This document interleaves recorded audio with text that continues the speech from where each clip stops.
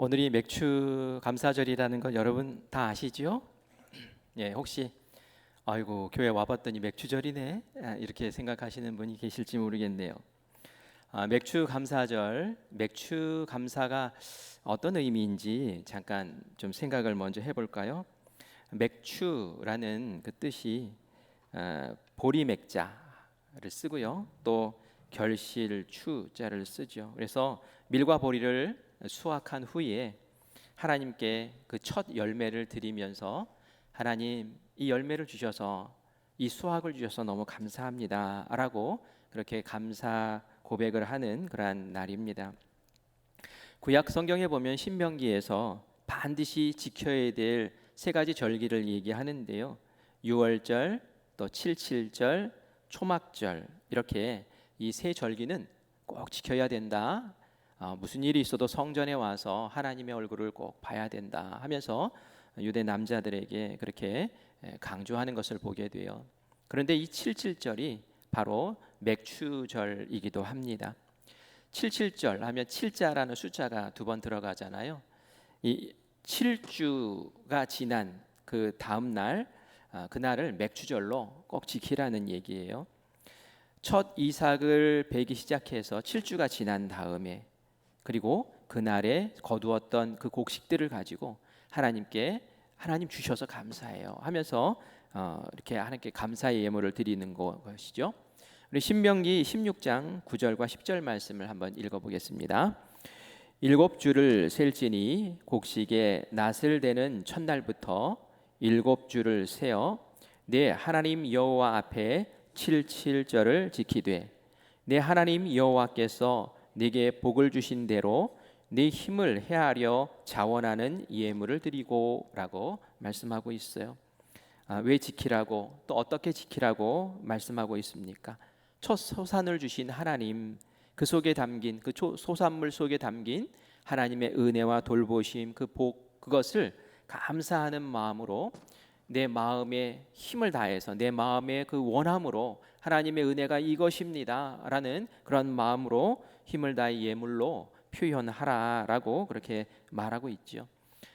그래서 이 맥추절의 정신은 하나님께서 내 삶의 모든 것을 공급해 주신 주인이십니다.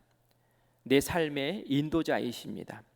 하나님뿐이 없습니다. 하나님께서 내 삶을 책임지시고 돌보신 분이십니다 라는 그런 하나님의 주인 되심을 인정하는 그러한 고백, 그것이 감사로 표현되는 것이라고 볼 수 있죠.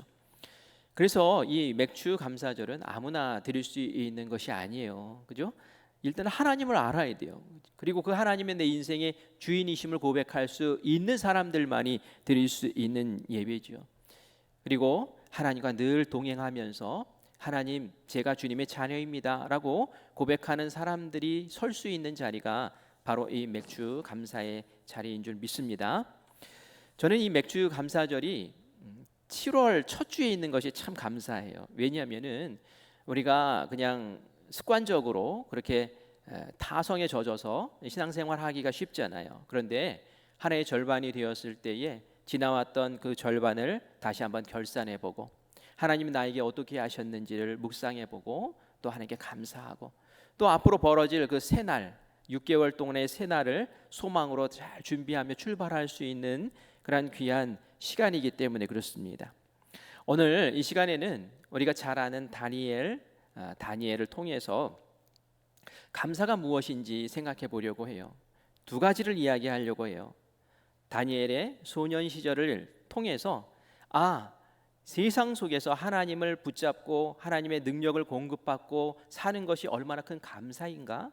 이 감사의 모습을 우리가 한번 보려고 하고요. 그리고 두 번째는 성인이 되었을 때, 성인 정도가 아니에요. 나이 80이 되었을 때의 다니엘을 볼 거예요. 그 다니엘이 고난과 역경 속에서도 그 고난을 뚫고 나가서 결국 감사의 열매로 거두어내는 그 모습을 볼 거예요. 그래서 우리가 이 두 가지의 감사의 모습을 보면서 나는 지금 어떤 감사를 누리고 있고 나는 어떤 감사를 추구하며 나아가야 할지를 오늘 함께 생각하는 시간이 되기를 바랍니다. 다니엘이 15살 되었을 때에 이스라엘이 바벨론 느부갓네살 왕에 의해서 멸망당했습니다. 그래서 포로로 잡혀오게 되지요. 이 당시 바벨론이 점령한 나라와 그 영토가 어마어마했습니다. 그래서 이 바벨론 출신의 행정가들을 통해서 관리를 파송해서 그들을 다 다스리고 관리하기가 거의 불가능한 거예요. 그래서 생각했어요. 우리가 점령한 그 나라에서 똑똑한 젊은 아이들을 뽑아서 그 아이들을 바벨론의 문화와 종교와 또 여러 가지 법과 이런 것들을 가르쳐서, 학문을 가르쳐서 바벨론 사람으로 만들어 버리자. 그리고 이 사람들을 그 나라에 다 파견을 해서 우리 마음대로 지배하고 다스릴 수 있도록 하자라는 그런 정책을 세우게 됩니다. 그래서 먼저 그 이국민들을 바벨론 사람으로 만드는 그런 작업을 먼저 하게 되죠. 그래서 이 젊은 아이들을 뽑았는데 그 가운데 다니엘과 또 다니엘의 친구들 3명도 함께 포함이 되게 된 거예요. 3년 동안, 장장 3년 동안 인간 개조 이제 프로젝트를 시작을 합니다. 한 가지 얘가 제일 먼저 했던 것이 뭐냐면 이름 바꾸기 먼저 했어요. 이름을 바꿨어요. 성경에 보니까 다니엘은 벨드사살, 하나냐는 사드락, 미사엘이라는 친구는 메삭, 아사랴는 아벳느고 해서 이름을 이렇게 다 바꿔버렸어요. 왜 이렇게 이름을 바꿨을까요? 그것은 너희들은 유대인이 아니야. 너희 나라에서 지음받은 그 이름으로 이제 사는 것이 아니야. 너희들은 이제 바벨론 사람이야. 그래서 우리가 바벨론 사람의 이름을 붙여주는 거야 라는 건데요.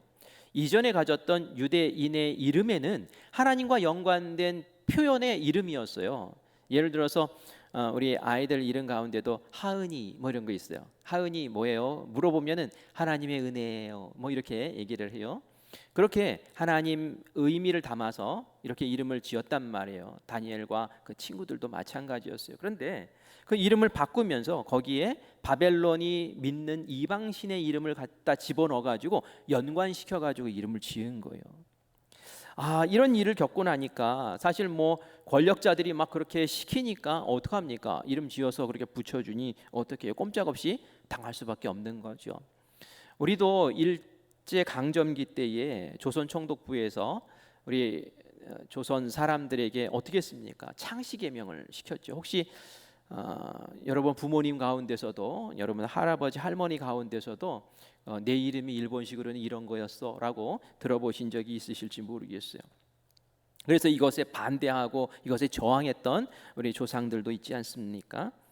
이 다니엘과 친구들이 정신이 번쩍 드는 거예요. 야, 이러다가 우리가 하나님의 자녀라는 정체성을 다 잃어버리겠구나. 우리 정신 차려야겠다. 우리 정신 차려야겠다. 우리가 하나님의 자녀라는 것을 잊지 말아야겠다라는 그런 마음을 새롭게 하죠.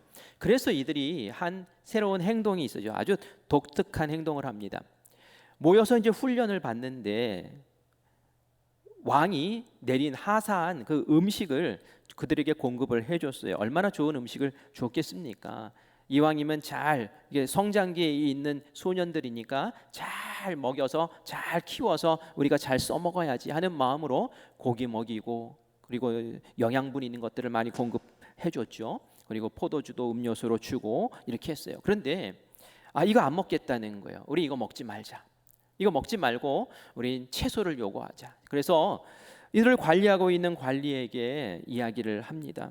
저희에게 고기 주지 마세요. 왕이 주시는 음식 저희는 안 먹겠습니다. 우리는 채소와 그리고 물만 먹겠습니다. 그것만 주십시오라고 이야기를 합니다. 왜 그랬습니까? 왜 그랬습니까? 다니엘 1장 8절 말씀을 같이 읽어볼까요? 한번 생각해 보면서 읽읍시다. 시작. 다니엘은 뜻을 정하여 왕의 음식과 그가 마시는 포도주로 자기를 더럽히지 아니하리라 하고 자기를 더럽히지 아니하도록 환관장에게 구하니. 아멘. 왕의 주는 음식은 나를 더럽힌다라고 생각을 했던 거예요. 여러분, 음식이 사람을 더럽힙니까? 사실 사도 바울도 이방인들에게 복음을 전하고 그들이 음식을 먹을 때에 제사 지낸 음식들 이거 어떻게 하면 좋겠냐고, 이거 먹어도 되냐고 안 되냐고 이렇게 얘기했을 때 음식이 우리를 더럽히는 거 아니야 라고 하면서 먹어도 돼 라고 이야기를 하기도 했어요. 그런데 이 다니엘과 세 친구 입장에서는 지금 곤란한 거예요. 그리고 뭔가 뜻을 세워야 할 필요가 있는 거예요. 지금 우리가 이름도 바뀌고 지금 우리를 3년 동안 완전히 바벨론 사람으로 개조하는 일들을 하고 있는데 우리는 여기에 지금 흔들리면 안 돼. 우리 뭐 지켜야 돼. 지금 우리가 왕으로부터 받는 이 고기들은 어디서 오는 건가? 제사 그 당시에 그 이방 신들에게 딱 제사를 드리고 그게 시장으로 싹 나오는 거거든요. 그래서 그걸 가지고 이게 먹이는 거예요. 그러니까 이 다니엘과 친구들 마음에서는 야, 이거는 이방 신에게 바쳤던 음식인데 우리가 이걸 먹는다는 것은 이방 신에게 우리가 또 한번 무릎 꿇는 것이고 또 이방 신 앞에서 우리가 절하는 꼴이 되는 거야. 그가 이방 신이 공급해 주는 것을 우리가 먹는 것처럼 되는 거 아니니? 그러지 말자. 그러지 말고 우리가 하나님이 주시는 것, 우리의 주인은 하나님이시잖아. 하나님이 공급하시는 것 먹고 우리 살자. 그러면서 여러분 고기 좋아하세요? 전 고기 좋아해요. 고기 못 먹게 하면 큰일. 참, 그런데 이 소년들이 말이죠, 고기 안 먹겠다고 그러면서 채소 달라고, 물만 달라고 그렇게 이야기하면서 버티는 거예요.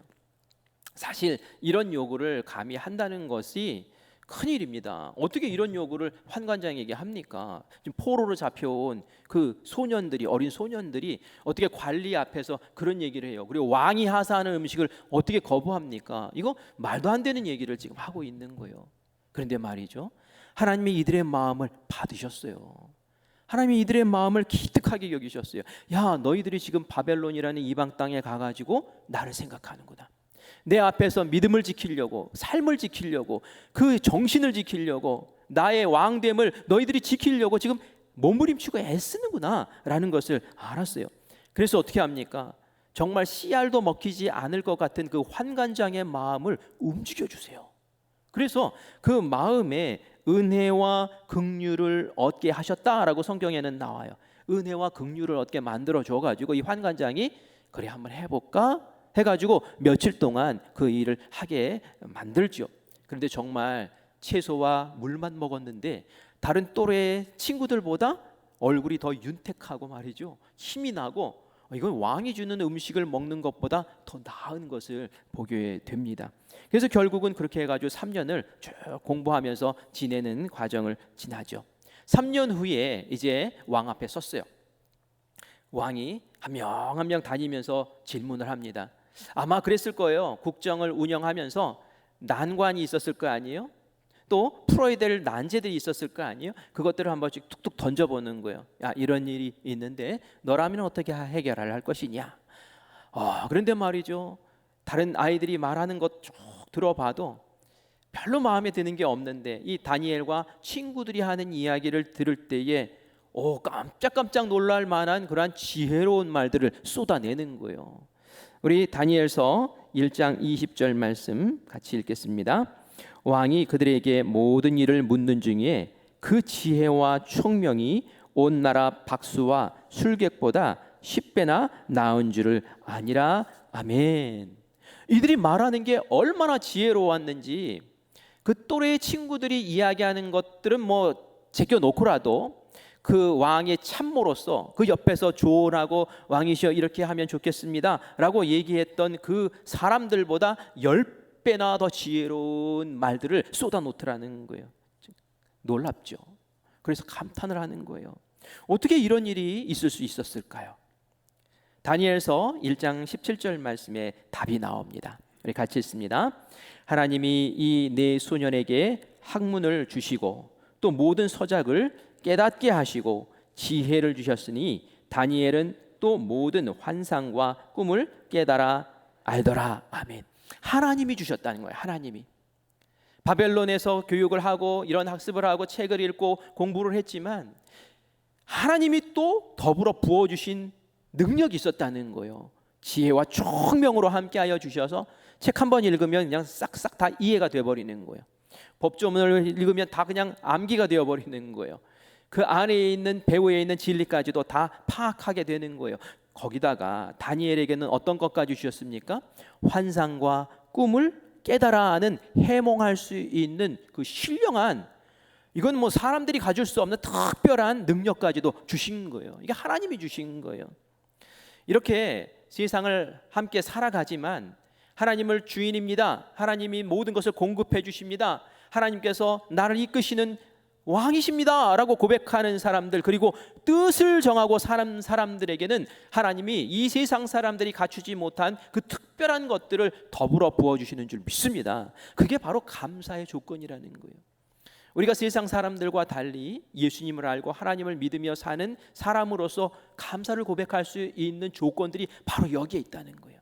우리가 하나님을 믿고 의지하고 하나님, 내가 하나님께 뜻을 정했습니다 라고 할 때 하나님께서 특별히 각별하게 부어주시는 은혜가 있다는 것이죠. 그래서 이 다니엘과 친구들이 다른 또래의 친구들과 달리 높은 관직에 오르게 되고, 그가 평생 동안 이 바벨론에서 탁월한 행정가로서 왕을 도와서 나라를 치리하는 그러한 은혜를 베푸게 되는 줄 믿습니다. 나중에 왕이 꿈을 꿔요. 근데 꿈을 도저히 해몽할 수가 없는 거예요. 바벨론에 있는 모든 사람들을 동원해가지고 야, 내 꿈 좀 해몽해봐. 도저히 못하는 거예요. 그런데 이때 다니엘이 꿈을 딱 해석을 하죠. 그러면서 앞으로 바벨론 왕국이 어떻게 어떤 과정을 겪어서 어떻게 될지 그 과정을 쫙 설명을 해줍니다. 얼마나 세상 사람들이 갖지 못한 일입니까? 아마 이 다니엘이 그리고 친구들이 중요한 관직을 맡아서 이 바벨론에 있는 동안 이스라엘 백성들이 평안을 누렸을 거예요. 그들이 포로로 잡혀왔잖아요. 누가 지켜주고 누가 보호해 줍니까? 그래도 다니엘이 요직을 맡아서 이스라엘 백성들, 나의 동족들이 힘들지 않도록, 해당하지 않도록 늘 관심 갖고 마음 쓰고 돌보는 그러한 일들을 그 평생에 잘 감당해 낸 줄 믿습니다. 이게 바로 복이라는 거예요. 세상 사람들이 누리지 못한 감사의 조건들이라는 거예요. 얼마 전에 뉴스에 보니까 고 주석중 교수님에 대한 이야기가 나와요. 여러분들도 보셨나요? 지난 16일에 6월 16일에 그 서울에 있는 아산병원 근처에 있는 아파트 교차로에서 자전거를 타고 횡단보도를 건너다가 우회전하는 덤프트럭에 치여서 그 자리에서 이제 운명을 하셨죠. 치료를 받은 사람들이 이 주 교수님에게 별명을 붙여줬는데 주님이라는 별명을 붙여요. 주님. 그래서 저는 뉴스에서 그 얘기를 들으면서 어휴, 자기가 뭐라고 주님이라고 하지? 이거 뭐 이상하다. 그러면서 생각하기를 혹시 예수님 믿나? 뭐 이런 생각도 했어요. 그런데 예수님 믿는다고 막 주님 그러면 이상하잖아. 이런 생각도 했어요. 그런데 이름이 알고 보니까 주석중 교수더라고요. 그래서 그 주자를 따서 성을 봐서 주님 이렇게 불렀는가 보다라는 생각을 했어요. 그러다가 제가 한번 궁금했어요. 하도 이 분에 대한 평이 너무 좋은 거예요. 이전에 듣지 못했던 특별한 사람이구나라는 생각이 자꾸 들어서 그 뉴스 사진을 클릭해 봤더니 이분이 그 명패에 십자가가 있고 그리고 주석중 집사라는 그런 직분이 기록되어 있는 것을 보고 예수 믿는 사람이구나, 하나님 믿는 사람이구나라는 그런 생각을 했습니다. 장례식장에 보니까 과거에 치료받아서 나은 사람들이 바글바글 모여가지고 눈물을 흘리면서 이분에게 받았던 그 은혜를 그렇게 이야기를 하더라고요. 이분이 얼마나 실력이 출중했던지 다른 의사 선생님이 그런 얘기를 해요. 대동맥 분야에서는 대체 불가능한 인물이다. 대체 불가능한 인물이라는 건 뭡니까? 이분이 유일하다는 얘기죠. 그래서 이분이 그 아산병원에서 정말 탁월하게 병자들을 치유했어요. 의사로서도 굉장한 사명감이 있더라고요. 그래서 아무리 위험한 수술이라도 내가 저 환자를 내가 다루지 않으면 죽어. 그러면 말이죠, 나밖에 없구나라고 생각을 하면은 뭐 나을 확률이 뭐 어떤지, 어떤 데이터가 있는지 뭐 그것에 전혀 상관하지 않고 내가 저를 살려야 돼 하는 그런 뜨거운 마음으로 매달려 가지고 다른 병원에서는 못 고칩니다 하고 돌려보냈던 그 사람들이 저 의사 선생님의 손길을 통해서 다 나음을 얻고 건강하게 회복돼서 그 자리에 서 있는 것을 보게 되었어요. 정말 의사 가운데서도 존경받는 의사 선생님들이 존경하는 의사, 그리고 환자 사랑하는 마음 때문에 내가 응급실에 언제든지 막 그냥 쫓아가야 되잖아요. 막 잠자다가도 콜하면 그냥 불려 나간단 말이에요. 그러니까 내 집은 병원에서 가까워야 돼 해가지고 그 10분 거리에 있는 아파트에 그렇게 있었고, 자전거를 타고 출근하는 이유도 차를 가지고 가면 주차하는데 또 시간 걸리고 그러니까 아예 자전거 타고 빨리 가자 해가지고 자전거를 타고 가다가 그런 일을 당했더라고요. 얼마 전에 그의 아내에게 이런 얘기를 했대요. 지금껏 원 없이 살았다.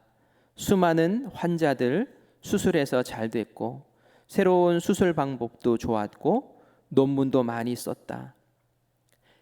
그런데 이 말이 마음을 울려요. 하나님께서 내려주신 사명을 다한 듯하여 감사하고 행복하다.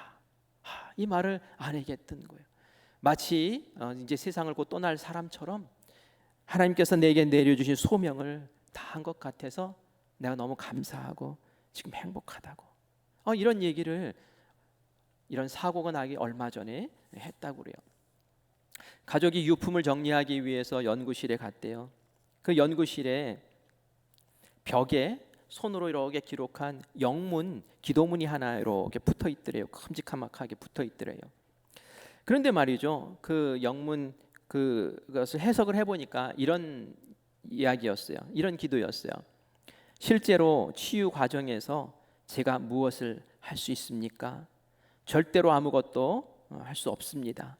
모든 것은 하나님의 손에 달려 있습니다.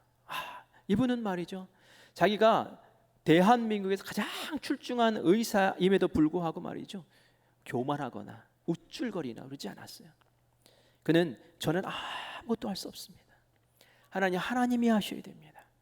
하나님께서 치유하시는 것입니다. 하나님께서 역사하시는 것입니다 하면서 그 수술 때마다 하나님, 저는 할 수 없으니 하나님이 하셔야 합니다 하는 마음으로 그렇게 수술에 매달렸던 거죠. 예수님 모르는 세상에서 이렇게 탁월한 신앙으로, 탁월한 능력으로 그렇게 많은 사람을 살려낸 이 사람이 바로 저는 다니엘이 아닌가라는 그런 생각을 했어요. 이 사람은 평상시에 교만하지도 자랑하지도 우쭐거리지도 않았어요. 하지만 그가 딱 죽는 그 순간 많은 사람들이 이분에게 은혜를 입었습니다. 많은 사람들이 이분을 높여드리고 이분을 칭찬하고 자랑했어요.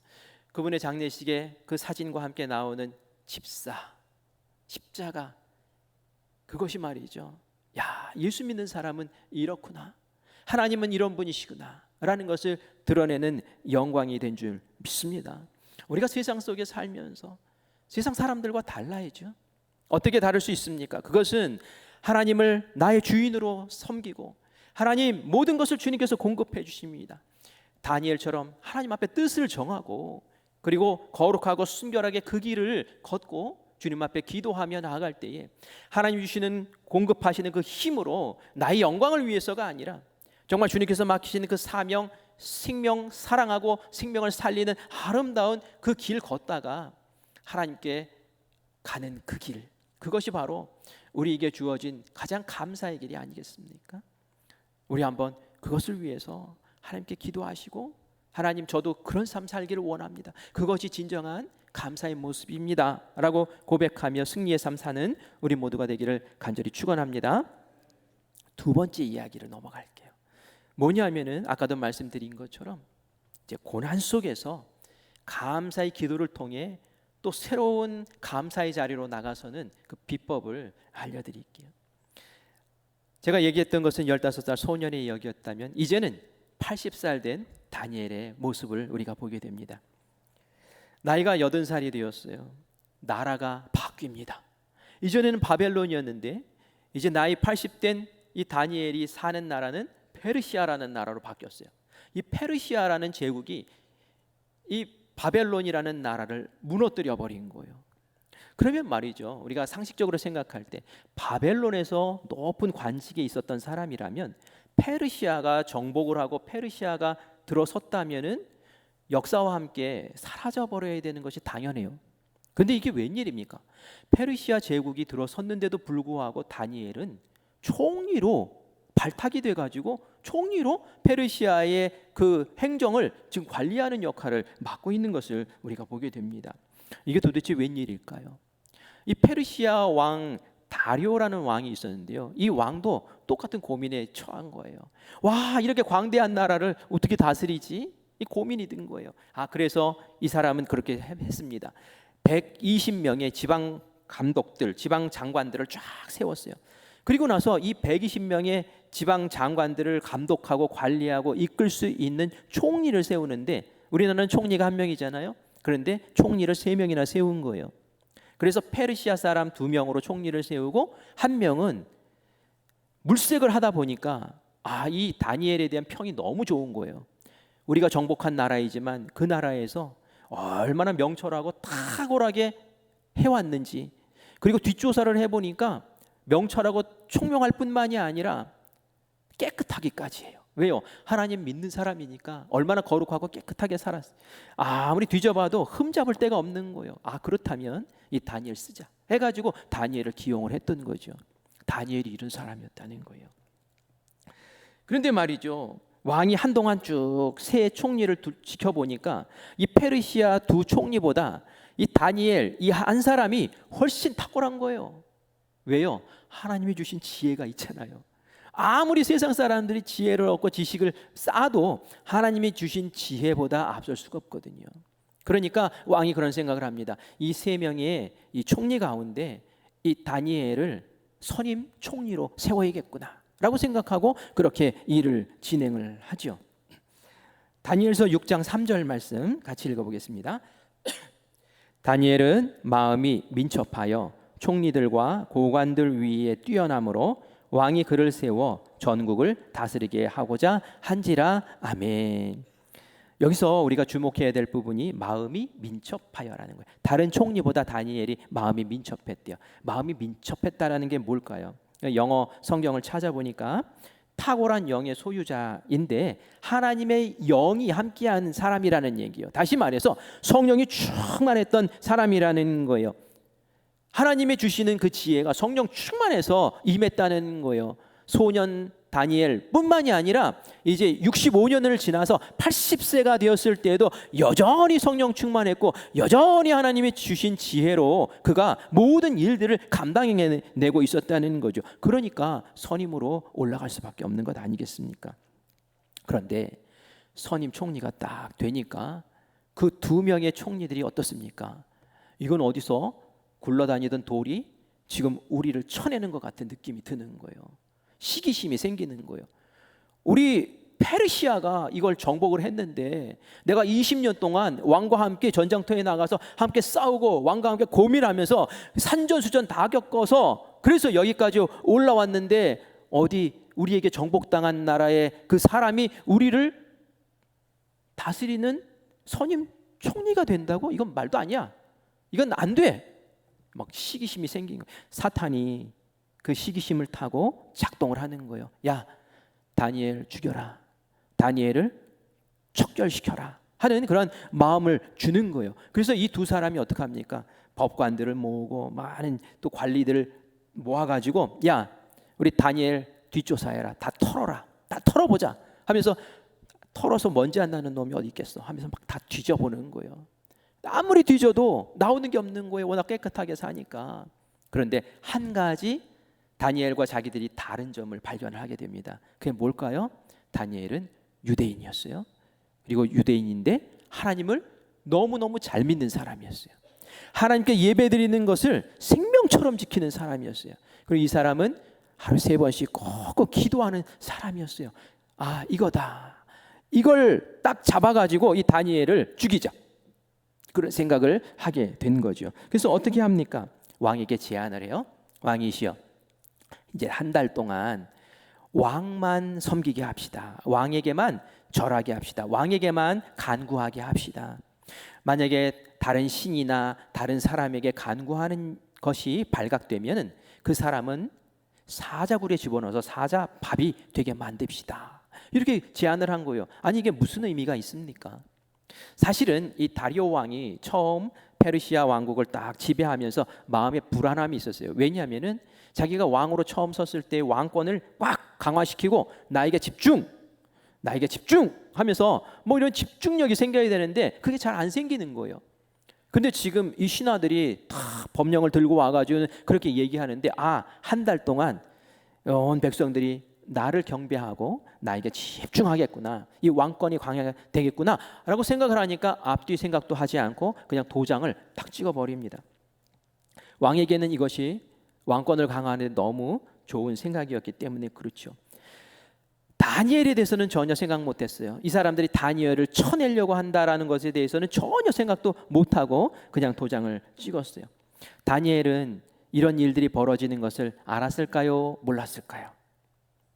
다니엘은 총명하고 비상한 사람이에요. 정보력도 많이 있는 총리 중에 총리였단 말이에요. 분명히 알았을 거예요. 분명히 이런 일들을 도모하고 나를 지금 쳐내려고 하는 것을 알았을 거예요. 알면 말이죠. 어떻게 해야 됩니까? 우리가 상식적으로 생각할 때 왕에게 쪼로록 달려가가지고 왕이시여, 지금 저들이 이상한 법령을 만들어서 왕에게 가져올 겁니다. 그 법령에는 저를 쳐내기 위한 음모가 있는 것을 왕은 아셔야 합니다 라고 했으면 말이죠, 왕이 도장 안 찍었을 거예요. 그런데 왕이 도장을 턱 찍었다는 얘기는 다니엘이 그 일 하지 않았다는 얘기예요. 다니엘이 알았어요. 우리 10절 말씀 같이 읽어보겠습니다. 오늘 본문 10절입니다. 시작. 다니엘이 이 조서에 왕의 도장이 찍힌 것 알고도 자기 집에 돌아가서는 윗방에 올라가 예루살렘으로 향한 창문을 열고 전에 하던 대로 하루 3번씩 무릎을 꿇고 기도하며 그의 하나님께 감사하였더라. 아멘. 알았대요. 도장 찍힌 것도 알았어요. 그런데 다니엘 어떻게 합니까? 타협하지 않아요. 집으로 갑니다. 그리고 나서 보란 듯이 창문을 다 열어요. 그리고 나서는 무릎 딱 꿇어요. 봐라, 나 지금 기도한다. 그리고 하나님 앞에 기도합니다. 기도해요. 다니엘은 무슨 배짱으로 이렇게 타협을 할 줄 모르죠? 좀 융통성이 없어 보여요. 왜 그럴까요? 만약에 다니엘이 왕에게 달려가서 왕이시여 해가지고 음모가 있습니다 라고 해가지고 도장을 안 찍어서 무사히 넘겼다고 칩시다. 그런데 다른 총리들이 가만히 있겠습니까? 한 번은 그렇게 넘어갈 수 있지만 계속 그 마음에 어떻게 하면은 다니엘을 무너뜨릴까, 다니엘을 어떻게 하면은 해야 할까 계속 고민하고 계속 생각하고 계속 그 일을 벌일 거란 말이에요. 이것은 사람 왕 앞에 가서 해결해야 될 문제가 아닌 거예요. 다니엘은 진짜 왕이 누굽니까? 진짜 문제를 해결해 주실 분이 누굽니까? 하나님인 거예요. 내가 하나님 앞에서 이 문제를 결판을 내리라 라고 작정을 한 거죠. 도장 찍어서 알았어. 하지만 나는 기도하러 간다. 하나님께서 내 일을 처리해 주실 거야 라고 생각하고 지금 문 열고 기도하는 거예요. 이게 바로 하나님을 왕으로 생각하는 사람의 모습이에요. 위기 가운데, 시험 가운데, 고난 가운데, 예수님을 잘 믿다가 당하는 고난 가운데 우리가 취해야 될 태도가 바로 이거라는 거예요. 우리 10절 말씀에 보면은 예루살렘을 향해서 문을 활짝 열고 기도하는 모습을 보는데 왜 문을 그렇게 열고 예루살렘을 향해서 기도를 할까요? 솔로몬이 과거에 성전을 봉헌하고 나서 하나님께 기도한 게 있었어요. 쭉 기도 내용이 나옵니다. 역대하 6장에 보면 쭉 기도 내용이 나오는데 그 가운데 한 토막을 여러분들에게 소개를 할게요. 우리 38절과 39절을 읽어보겠습니다. 시작. 자기들을 사로잡아간 적국의 땅에서 온 마음과 온 뜻으로 주께 돌아와서 주께서 그들의 조상들에게 주신 땅과 주께서 택하신 성과 내가 주의 이름을 위하여 건축한 성전 있는 쪽을 향하여 기도하거든. 39절. 주는 계신 곳 하늘에서 그들의 기도와 간구를 들으시고 그들의 일을 돌보시며 주께 범죄한 주의 백성을 용서하옵소서. 아멘. 솔로몬이 성전을 봉헌하면서 하나님 이 성전 받으시옵소서 하면서 쭉 기도를 하다가 이 기도를 한 거예요. 혹여 우리의 백성들이 범죄해서 하나님이 치셔서 우리가 적국에 의해 포로로 잡혀갔을 때에 성전에 나올 수가 없잖아요. 예배드리기도 어렵잖아요. 어떻게 합니까? 그때에 성전이 있는 곳을 향해서 손들고 기도하면 하나님 하늘에서 그 기도를 꼭 들으시고 저희들을 돌보시고 살펴주시기를 원합니다. 그 말씀을 이 다니엘이 기억하고 있었던 거예요. 소년 때부터 기억하고 있었던 거예요. 그래서 어떻게 해요? 내가 갈 수 있는 처지는 아니지만 하나님께 내가 기도하오니 하나님 내 기도를 들으시고 나에게 응답하시고 이 문제를 해결해 주시옵소서라고 그렇게 기도했던 거예요. 말씀을 딱 붙잡고 있었던 사람이라는 거예요. 그리고 말씀에서도 보는 것처럼 전에 하던 대로 기도했다고 얘기해요. 한 번 기도한 게 아니에요. 급하니까 기도한 게 아니에요. 어떻게 기도한 겁니까? 그 소년 때부터, 포로 갔을 때부터 계속 하루에 3번씩 기도했던 사람이라는 것을 우리가 봐요. 그렇기 때문에 그 소년 때 성령 충만하고 지혜 충만했던 그 모습이 지금까지도 성령 충만하고 지혜 충만할 수 있었던 것인 줄 믿습니다. 말씀 붙잡고 열심히 기도했던 그 사람. 그런데 제가 이 말씀 보면서 마음에 감동이 되었던 것은 뭐냐면은 10절에 보니까 이렇게 나와요. 하나님께 기도하는데 감사했다라고. 그죠? 기도하며 그의 하나님께 뭐 했대요? 감사했다고. 이게 감사할 상황입니까? 지금 죽을 상황인데, 지금 하나님 믿다가 어려움 당한 상황인데, 하나님 신앙 붙잡고 있다가 지금 사자바 빗대게 생겼는데 이게 무슨 감사할 상황입니까? 그런데 말이죠, 다니엘은 이 위기를 통해서 감사할 수 있었어요. 왜 감사할 수 있었을까요? 사실 다니엘이 소년 때에 이 바벨론에 있을 때에 왕의 금신상을 세워놓고 절하라고 그랬어요. 이게 절하지 않으면은 풀무불 속에 집어 던지는 그러한 법이 있었어요. 이때 어떻게 했습니까? 다니엘 절 안 했어요.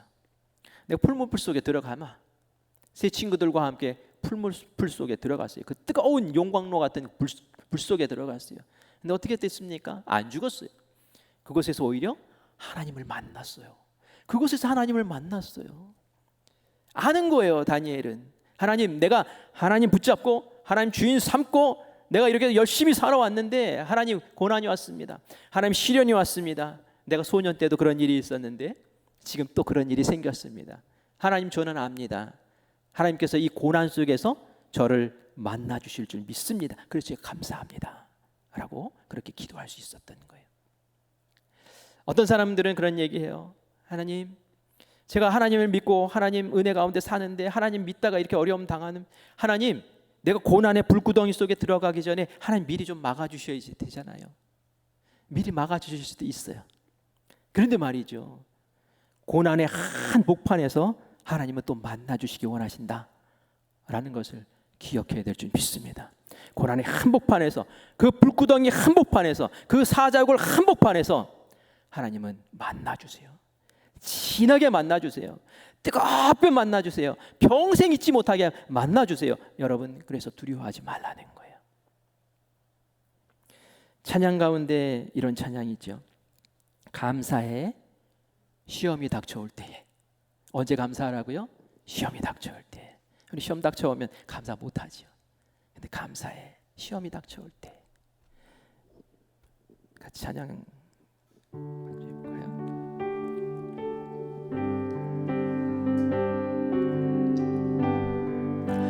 감사해 시험이 닥쳐올 때에 주께서 인도하시니 두려움 없네.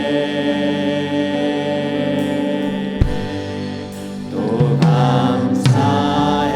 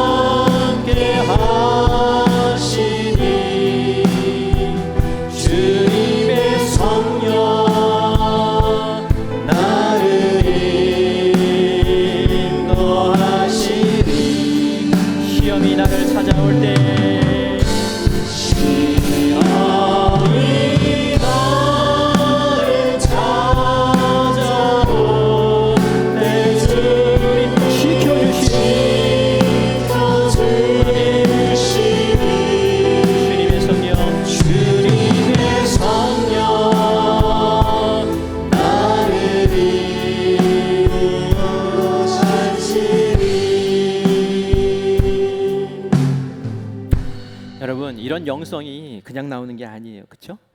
다니엘이 어떻게 이런 영성을 가질까요? 그것은 하나님의 말씀을 꽉 붙잡았어요. 성전을 향해서 하나님께 기도하면 하나님께서 꼭 들어주시는구나.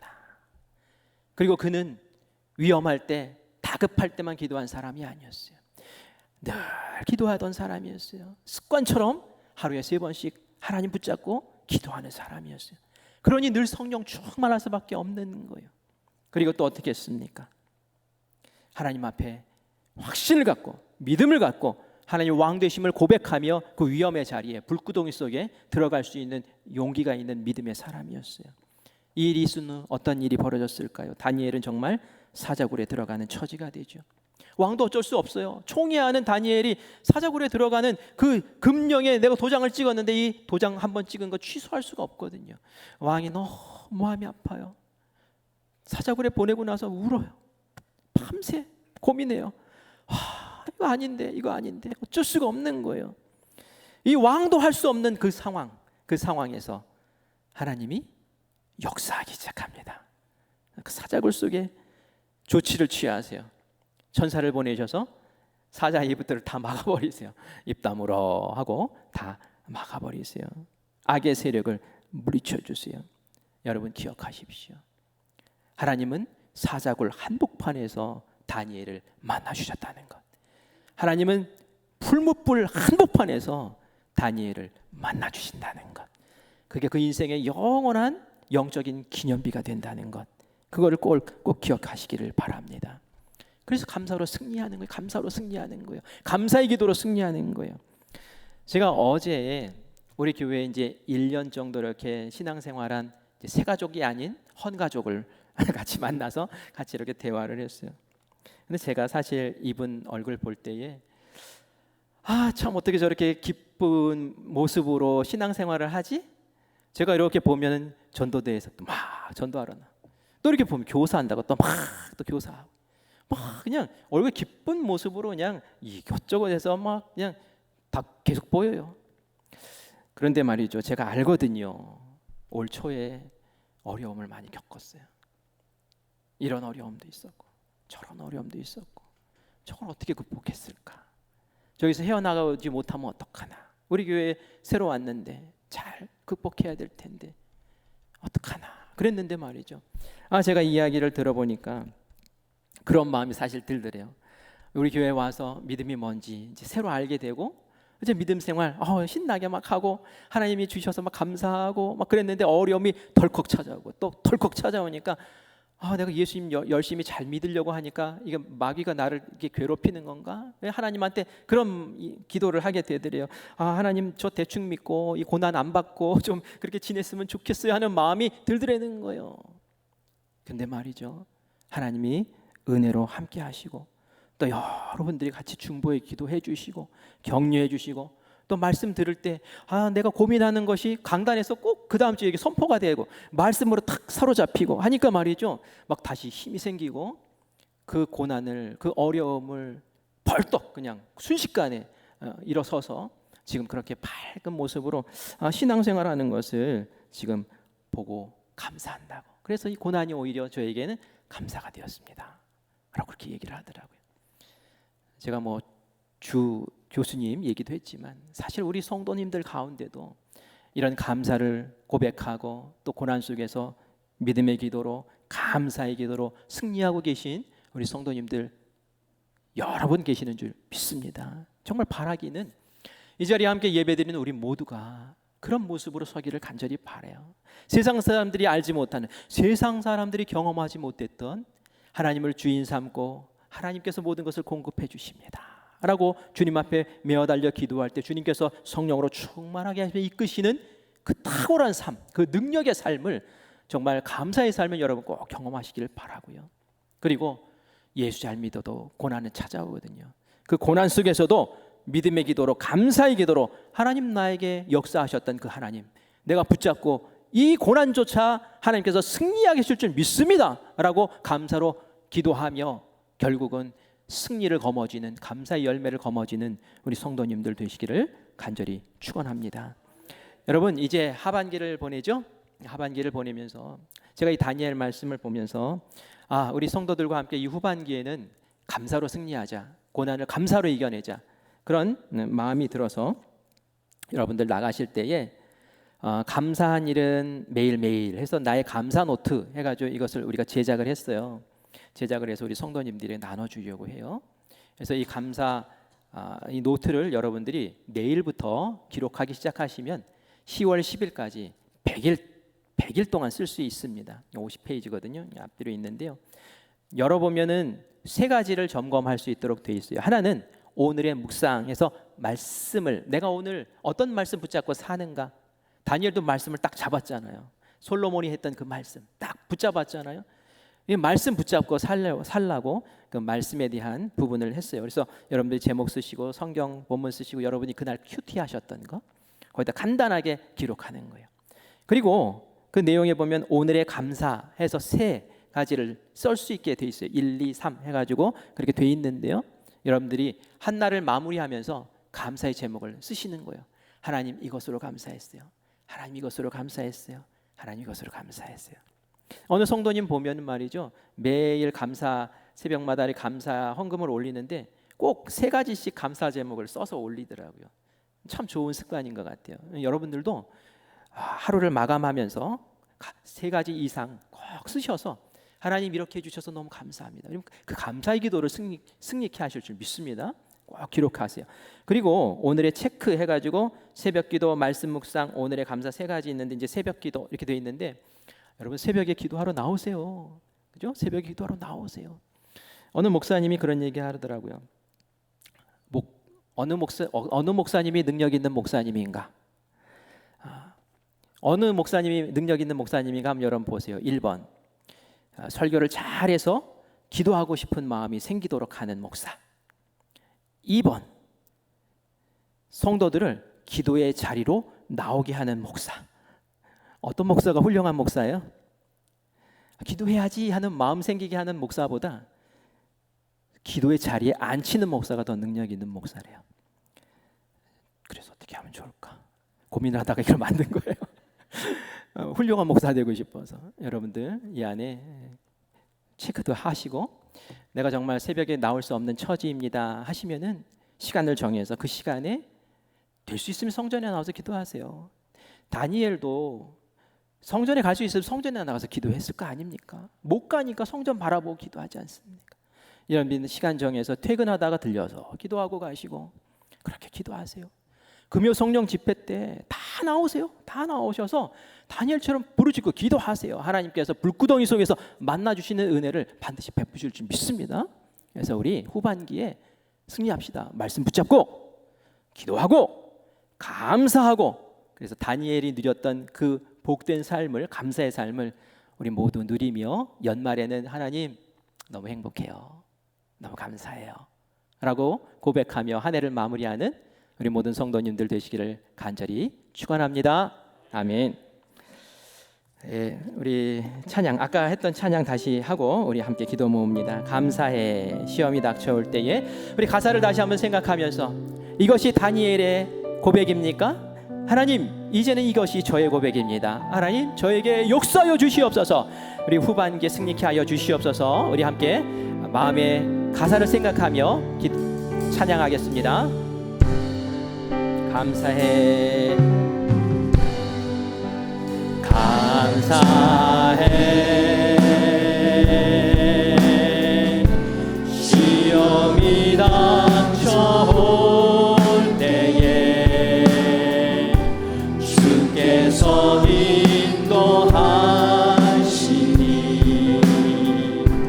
두려움 없네. 또 감사해. 고통이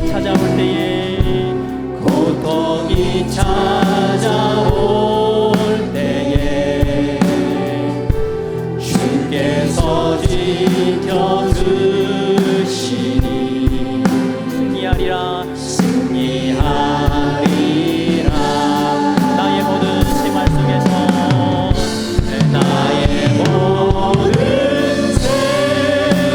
속에서 주님이